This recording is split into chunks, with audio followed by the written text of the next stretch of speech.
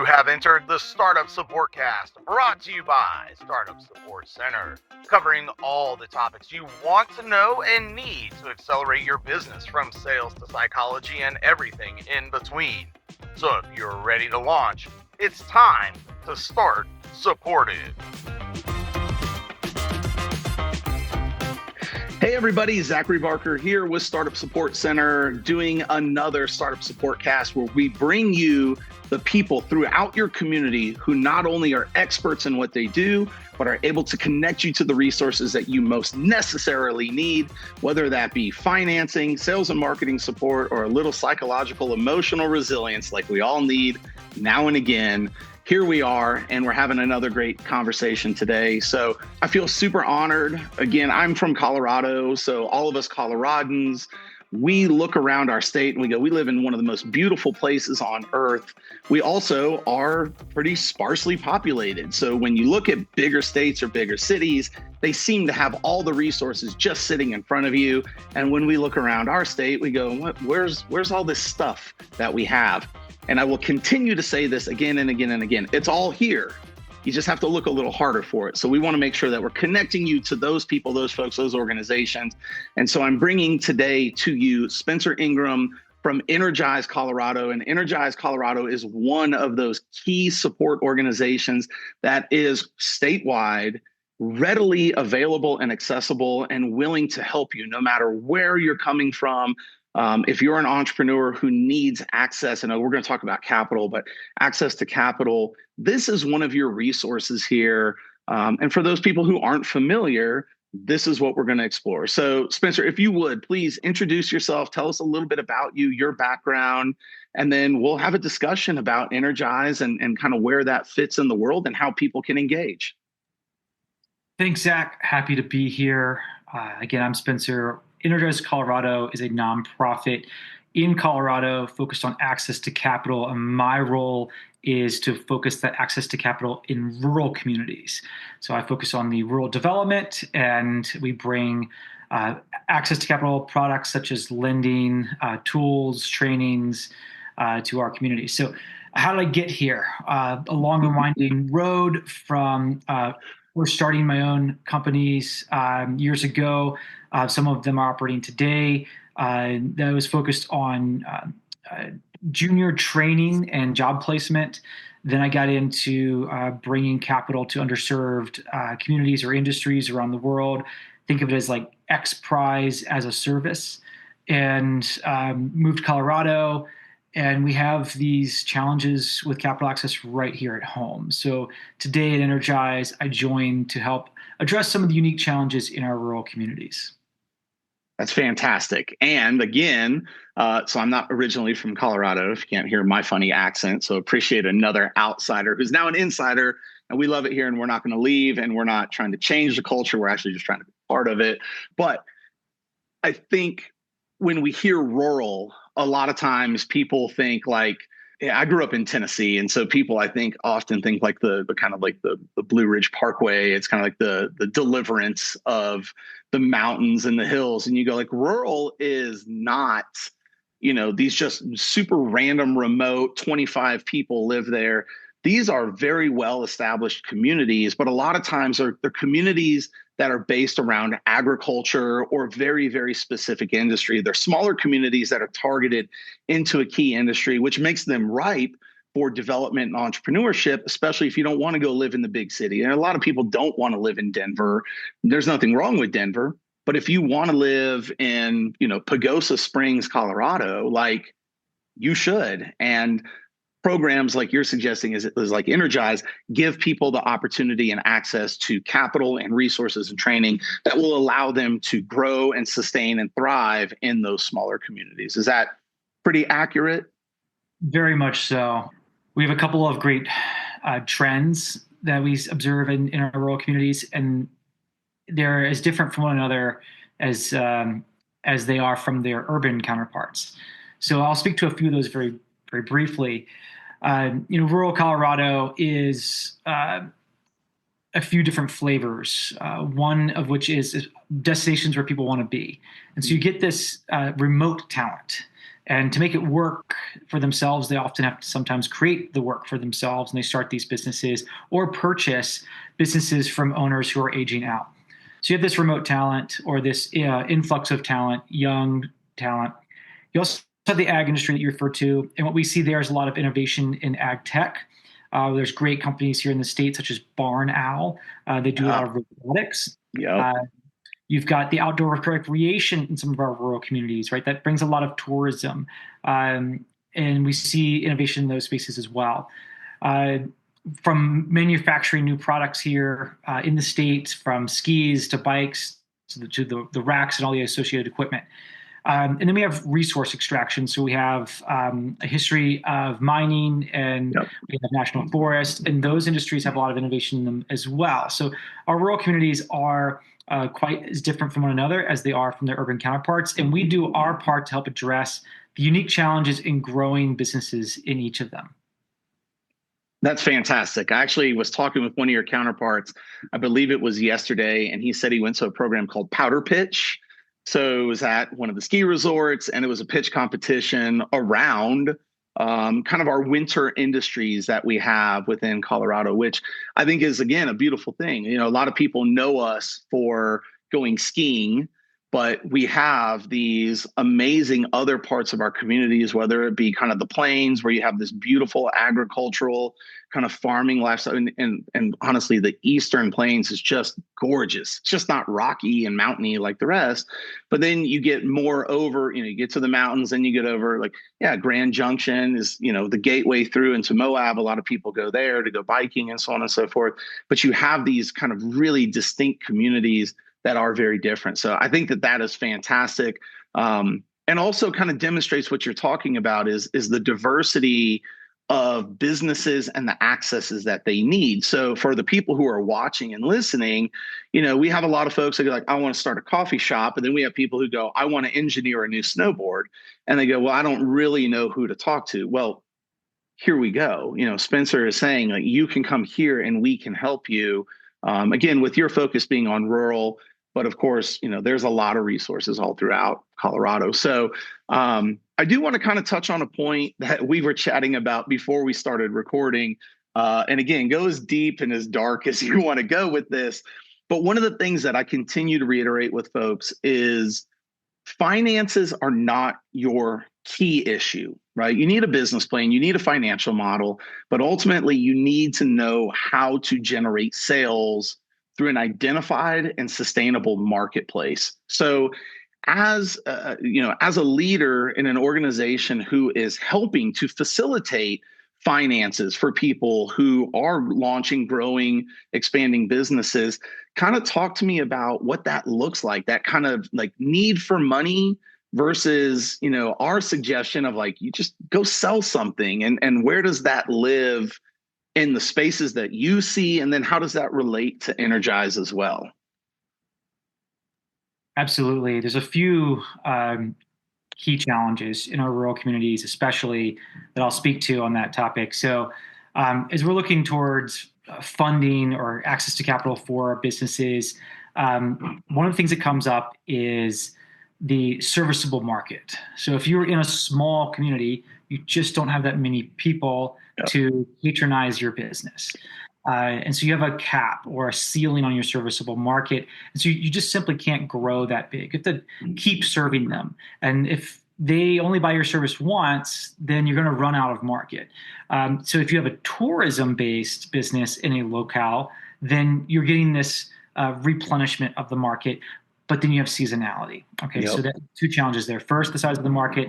Second, you have a seasonality if you're in tourism a lot of times. And then you get in this issue for businesses that are what we call capital importers, where they're making things in their locale, but then it's sold elsewhere. Mm-hmm. And all those dollars come back to the community. They're put into payroll and they're recycled there. We love those types of businesses. Those are our manufacturers in the outdoor rec, especially. So each of those have their challenges around funding. And what we have to know is, well, what is the fundamental challenge? Before we just start throwing money at the problem, if it's seasonality, are you just going to go get a loan every year? Are you going to get a line of credit that extends you through the season? through the low season. What might you do with your business to help create the resiliency around some of those challenges? So we get at the root of the business fundamentals first before we ever start to think about what capital is available to you and where do you get it. So we like to ask, what's good for your business? Yeah, that's great. I think I always try to make a couple parallels as we have these discussions. So I live in Colorado Springs. We have a ski shop here, and and they do all boots and gear and skis and tuning and the whole bit. But it's now middle of March. The season is probably 30, 45 days away from being done. So the gentleman that owns this particular shop that I'm thinking of, he was like, look, man, I am so busy during the winter. Like he works 7 days a week. He's there 12 hours a day. He's like, I don't see my family. This is, it's the seasonality of the business. But he goes, man, come, spring and summer, just kind of chilling, hanging out. Well, he had a friend who owned a bike shop, and his bike shop buddy was like, dude, all summer, I'm just gangbusters, tune-ups and fixing frames and upgrades. And then winter hits and I got nothing to do. And so what they did, they both owned buildings. So they sold the buildings, they bought a building together, and they bought into the business together. So that what they have now is they have two people who are really outdoor engineers who can work in the snow and summer sports, or let's just say sun and snow sports, and they kind of complement one another. So he's learned to do bike work. The bike guys learn to do ski and snowboard work, right? So that way, if they do want to take a vacation, if they do want to go somewhere, if they do want to see their family, right, then they can do that by partnering with one another. But there was an element of finance because they needed to go in and get more gear and more equipment and more of like the racks. And then they had to go through some training. And so that's probably a really good example of kind of that. What's the core issue? The core issue is you have a great ski business. The real core issue is that you're sitting around for 6 months hoping that it snows in July, which just doesn't happen very often. We have coffee shops that turn into bars at night. Come 6 p.m., they're like, now we serve liquor.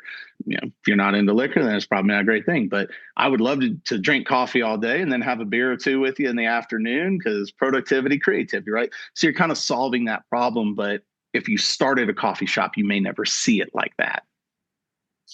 Yeah, this is a great lead into tactics that then help address some of those challenges. So you talk about two companies that have seasonality, but they're inverse. And so you have a mutually beneficial partnership they can pursue. You have Slack resources where you can get things for cheaper or get them in a way that doesn't have the same capital expenditure or cash flow cost to your business. So when we look at a business, again, we do see some commonalities across some of the challenges, but we want to look at what is the root of the challenge before we start throwing money at the problem or reaching for outside capital. So I can tell you about our interest rates, and the next lender can tell you about their interest rates, and then you're just sort of shopping around on interest rates. But low interest doesn't solve your problem. That's right. So whenever I'm in a room and we're talking about our products at Energize Colorado, we just don't lead with that, right? I want to understand how we solve for what makes you answer the root of your business need for growing into the next milestone, whatever you wish that to be. And so we just don't want to get out of our skis on reaching for easy money. Good pun, well played. Even if it wasn't intentional, well done. So no, I think you're exactly right. As someone so I do mostly training, right? I don't do a lot of finance for people. I just go like, yeah, I can tell you need money now. I know why the investor would need it. I've worked with angel groups and so on and so forth. And so we just make those referrals out to individuals like yourself. So, you're kind of catching people either who really need money and they're clear, or they're grasping at straws. And I want to kind of address the grasping at straws because I find that a lot of the people who are participating with our program and in our trainings, things like that, they're trying to figure out how to navigate it. So if you had your druthers, so to say, right, you had your ideal client, like what is it that you wish they would come to you with to say, Spencer, I'm here. I'm like, what does we use the term certified entrepreneur. We're trying to create this kind of like they're ready. So, you can invest all your resources in them. What would somebody look like for you as a financier walking in the door where you go like, I don't need to hear a ton about the business. I know you've done blank, blank, and blank. Sit down, because I know at worst we're going to have a great conversation. This isn't a waste of time, and you're not just kind of grasping at thin air, hoping money will solve the problem. Yeah, and you said it early on, like proven repeatable growth.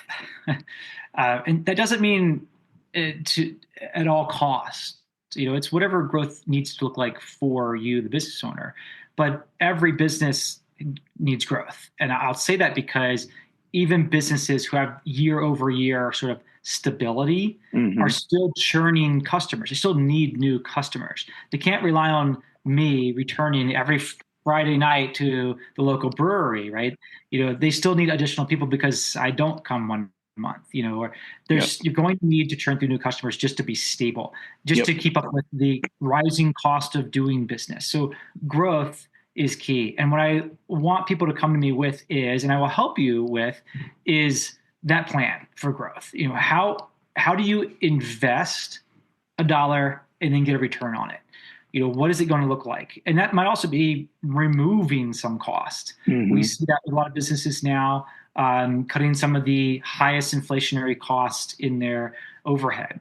So that's the biggest thing that I see missing with businesses is they come in with too much wishful thinking and a very clear or very unclear way of having repeatable and consistent growth. How do they acquire customers at the right cost and in a market that can sustain it? And that doesn't mean they have to keep doing the same thing. They may find that they expand or diversify their business in order to achieve that growth. Much like the example you gave about the seasonality, and the businesses came together, and then they had that seasonality covered because they had this mutually beneficial partnership. That's a form of growth that they can leverage to get the capital they need, to have better cash flow that's stable throughout the year, and then possibly, reduce overhead because they're sharing spaces and whatnot. So there's a lot there as an example. But that's the kind of stuff I'm looking for. And it's okay not to know that, but I would start there and seek advice there before you just reach for outside money and want to know how much it's going to cost and where you can get it. Let me give you a good example of very early stage companies. They often see that have a very high CapEx. They come looking for money. Well, they're not going to find it because they don't have historical finances. They're brand new. They know what they want to do, but they need a $150,000 specialty piece of equipment, like it could be a septic pump truck, right? Okay? A business that we desperately need, and it's a dirty business, and the folks who own them are aging out. So that's hard to break in when you don't have historicals, we don't have proof, and you're asking for 150K. You can probably find some lenders at the dealer who will do that for you for a rate that kind of tanks your cash flow. So the business model doesn't bounce. So what might you do? Well, you might look to Slack resources. Where are there pump trucks that you can get for a lower cost that aren't being used? And you come across the idea that, well, wait, these businesses owners are aging out. What if they wanted to liquidate that side of their business? You get a used truck. Oh, okay. Well, now it's $60,000, $70,000. Still a lot of money. That's a tactic you might take there. Well, you need those historicals. Instead of buying the truck, buy the business unit. You can call it whatever you want, but you can buy their customer base, buy that truck, consider it as like a sale of the business unit. Now or the whole thing entirely, but that business owner might be trying to eliminate the pump trucks. They might be doing something else, right? My point is you want to get creative around how you finance these things by looking at some of the tactics that allow you to de-risk what you're trying to accomplish. Now you've got your truck, you've got historicals. A bank or a traditional lender is going to be more receptive to those. And then you're off to the races, right?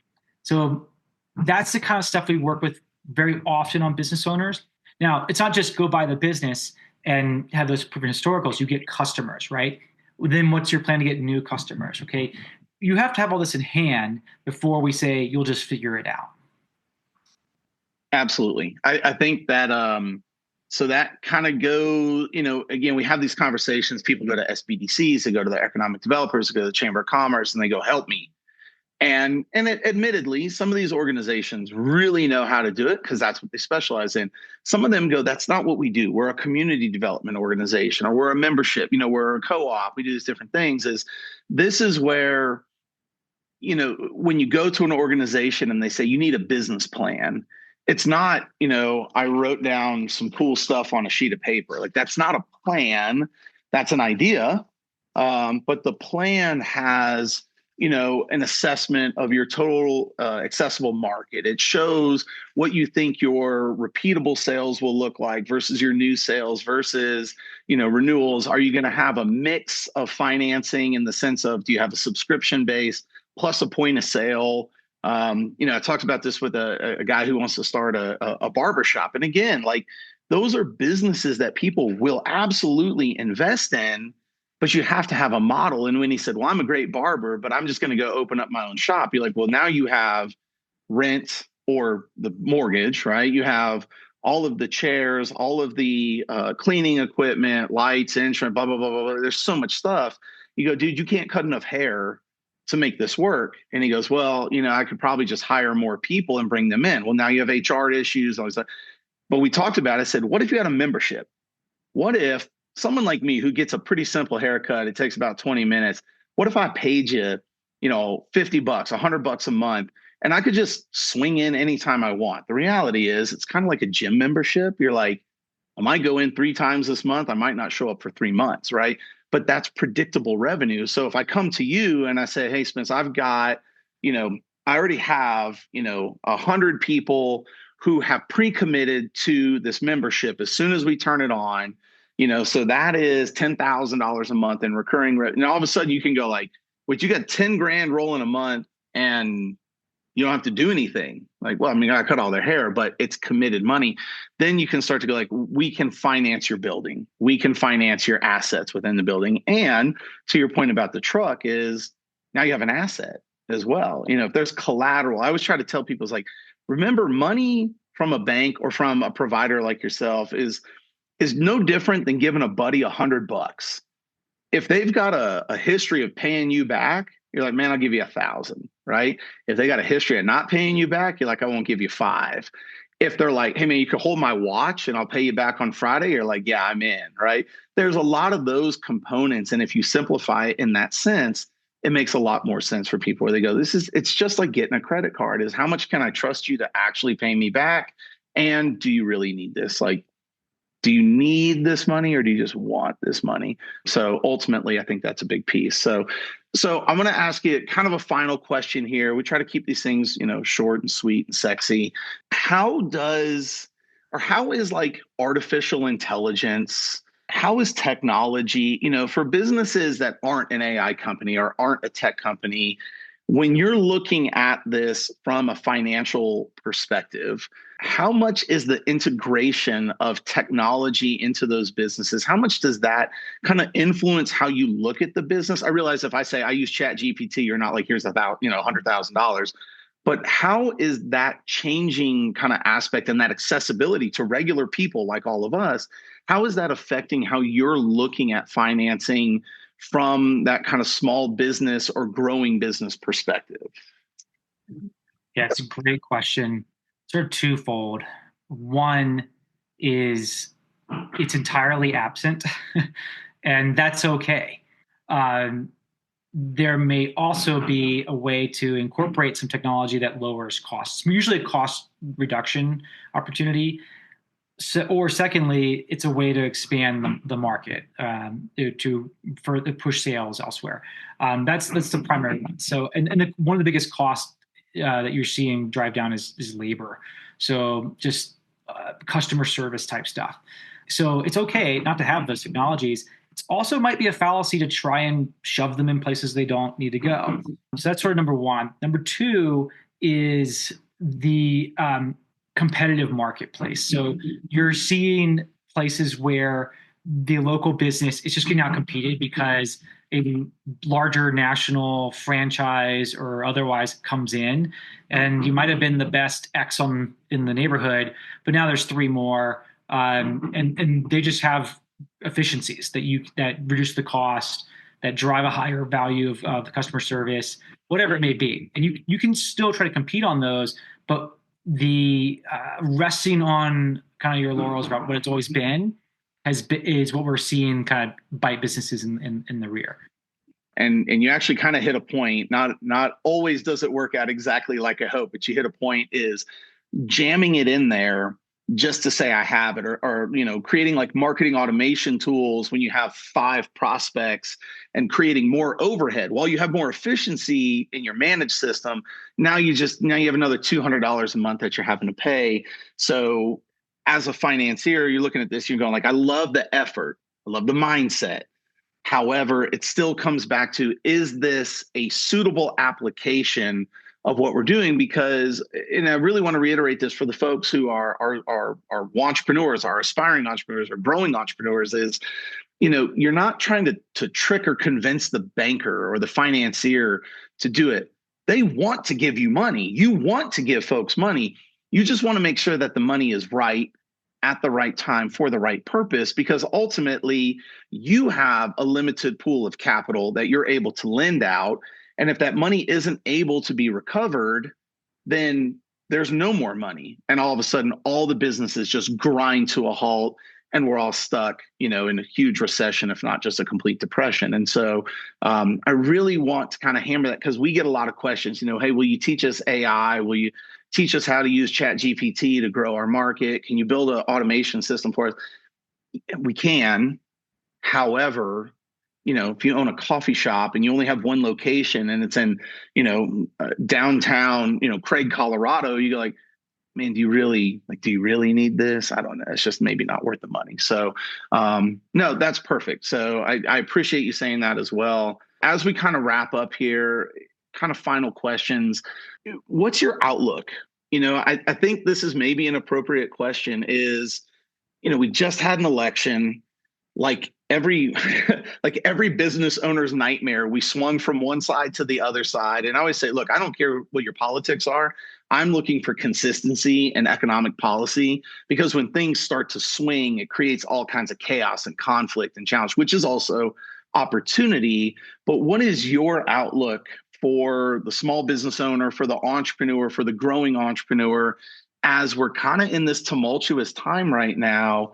What are you seeing? And then I realize I'm asking you to crystal ball it for me, but what are you kind of seeing, third quarter of this year, fourth quarter of this year, or even next year? I'll say this. I don't like prediction as entrepreneurship. I like control. So I don't really care about, who you want to blame or what's going on out there. And yes, the rug gets pulled out from under you due to things outside of your control. Totally get that. I've been there. But let's focus on what we can control. And if we're doing that now, regardless of what's happening to us, then we'll put ourselves hopefully in a better position for what does happen to us. So I tend to be more sort of effectual entrepreneurship, where you're looking at what you can control and not what you can predict. We're really bad at prediction and trying to read the tea leaves. So control is what it means to me. So if you're just, again, it goes back to that customer acquisition and everything we talked about before. If you just have been sort of stumbling through it and you didn't really know how it was working, hey, good for you. But what parts in there that you're not in control of? What in your business are you not in control of that could come back to bite you in the rear? Wonderful. This would be the time if we were at a big conference together, I would say it louder for the people in the back. But I love it, man. I think, again, we haven't had a conversation before today. So I think this is beautiful. And that reiteration there, right, is like, vote for who you vote for. That's fine. But the reality is that your business is always going to be affected by outside things you can't control. But the things you can control, you need to have control over.